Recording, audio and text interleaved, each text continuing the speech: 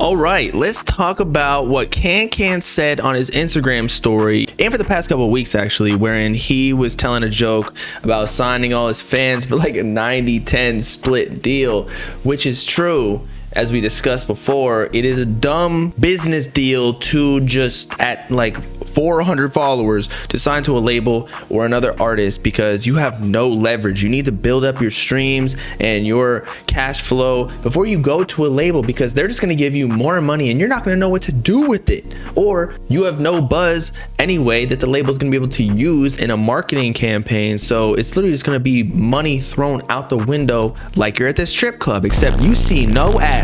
The ass is just your music. But let's get into the details. Can said, been told y'all all this shit fake, these and labels got zero influence, but referencing DJ Academic's tweets after all of the Atlantic Records expose on them allegedly stream botting or view botting on YouTube all of their artists, such as like Uzi, Don Toliver, A Boogie, etc., basically all of them. We already discussed this in a video. He then continues saying, that's why I tell y'all stay independent or do a publishing / distro deal, not record deals, because all these labels doing is giving you little ass bread to upload your own music for you on all platforms and on all your publishing, because these dumbass street rap too dumb to do that on their own.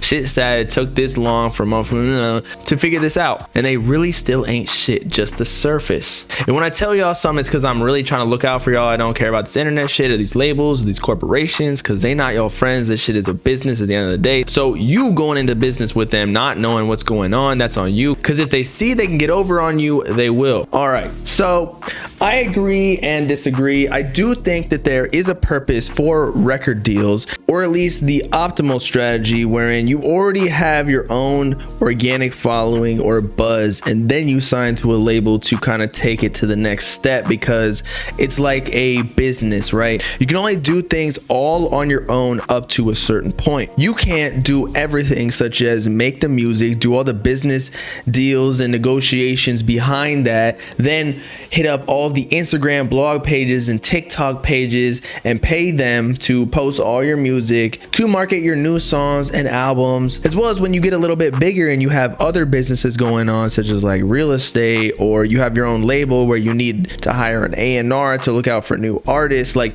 you cannot juggle all of these things by yourself. So essentially signing to a label is just like hiring employees in a way, or getting a loan so that you can hire all of these employees or people to help you out. They just happen to have already infrastructure that is at your disposal. But I agree, a lot of these labels do not know what they're doing, and these artists don't know that these labels don't know what they're doing in this digital age, because they don't know what they're doing either, so they don't even know what to look for. When you're in the game long enough and you've tried out different marketing campaigns independently, paid blogs that it didn't work, or paid playlists it didn't work, or they were fake streaming their shit, then when you sign to a label, you kind of know what to look for in the contrast as to what they're going to be responsible for, what they're going to do to promote you as an artist, what they're going to use all of this $2 million that you allegedly have for a budget, and how much you're going to get as an advance. But then you realize the advance isn't even your money, it's just a loan that you have to pay back, actually in multiplicity, if that's a real word, I don't know, because obviously the label wants to make money. It's like a joint partnership when you sign an artist, or basically they're buying your digital asset like an NFT. And so when you get $1 million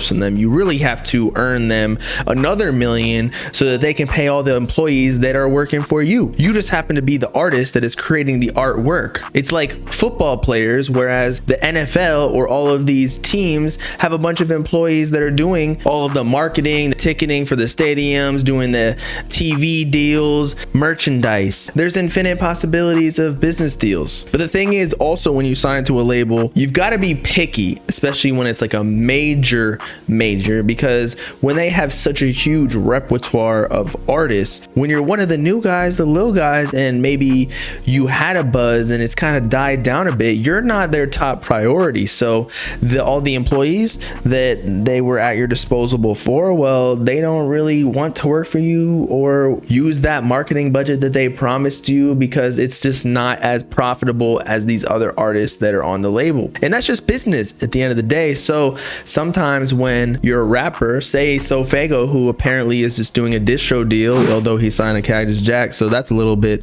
I don't know what's going on there, but it just gives you a little bit more control over your future. Although a label can definitely be beneficial, but at least if you lose your buzz, it's all on you if you're independent, and you can spark that up again and release music when you want because you don't owe anybody money. And there's no arguments over if the next song that you're going to release while you have no buzz is going to dig you further into debt to that label. But one of the most recent examples where I think the label deal actually worked out was Yeet, where we've discussed he signed to Interscope, I believe, wherein he already built up a huge discography, or maybe not huge, but like a decent amount of projects, like 3 or 4. And he got a huge buzz on Up To Me, which I believe was a distro deal. So again, that wasn't a record deal, aka like a 360 deal where they have a huge percentage of your album. Distro deals typically share less of the revenue to the labels, and you probably own it. And normally the contract consists of less money, so it's a bit easier to pay off the debt. The most important part is that it's just the music. They don't own your revenue when you go on tour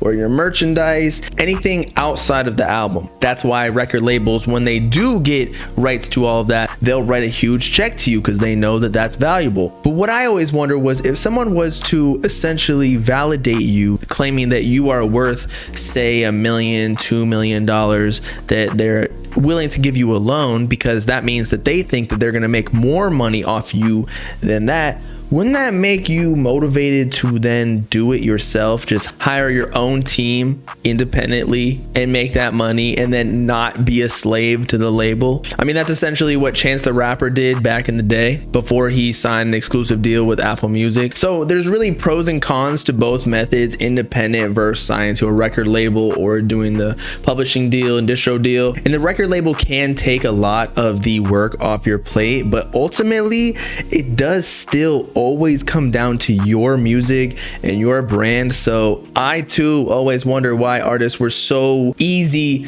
to sign to labels, because there's already so much information on the internet and rappers in the past who are telling them what is actually going on. Yet somehow so many artists get locked down into these slave contracts and act like they didn't know. But I guess it's really just the sheer amount of money that's thrown at you at one time. Like, I'm not gonna lie, if $1 million showed up at my desk, I might say the same thing, because then you can invest that $1 million into something else like real estate, a passive income, where maybe after that deal you can Frank Ocean it and not really care about the music if it pays back. You can let the label worry about that, and you can just go use the money to, I don't know, trade stocks or something. You won't be able to release music for a little bit while they get their money back, but if you don't care about releasing music, then that's a win-win. In fact, many times these artists do not even pay back their advances for like a decade. In a recent interview, Danny Brown, a more like lyrical rapper, has still yet to pay back his 2016 album Atrocity Exhibition, wherein I think he even spent $120,000, which doesn't seem to be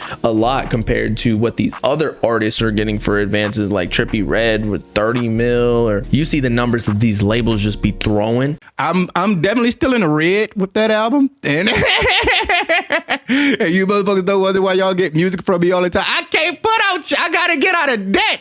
You get what I'm saying?